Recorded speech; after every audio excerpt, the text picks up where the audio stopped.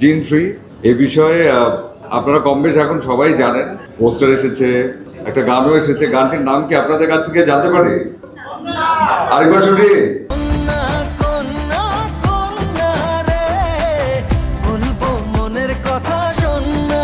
আরেকটু জোরে। কেমন লেগেছে গানটি?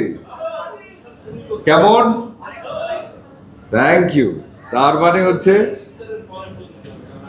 মানে হচ্ছে যে গানটি আপনাদের মনের কোথাও না কোথাও জায়গা করে নিয়েছে, যে কারণে গানটির নাম একবারে বলতে পারছে।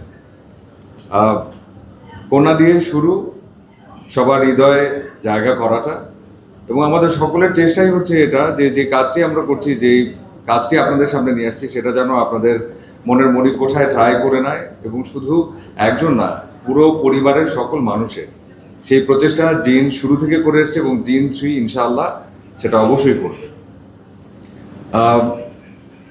এই ছবিতে যে কারণে আজিজ ভাইয়ের লেখা, এবং আজিজ ভাইয়ের এই লেখাটি আমার ভীষণ ভালো লাগার একটি কারণ আছে। কারণটি হচ্ছে যে আমরা বাঙালির যারা, কিংবা আমরা বাংলাদেশি যারা, আমরা কিন্তু পরিবারকে ভীষণ প্রাধান্য দিয়ে থাকি, আমরা সম্পর্ককে ভীষণ রকমের মূল্যায়ন করে থাকি, এবং বিপদ আপদ মানুষের জীবনে আসবে, এবং সেই বিপদ থেকে উদ্ধার পাওয়ার প্রক্রিয়া তখনই সহজ হয় যখন কিনা পরিবারের মানুষগুলো তার পাশে থাকে, তার সাথে থাকে।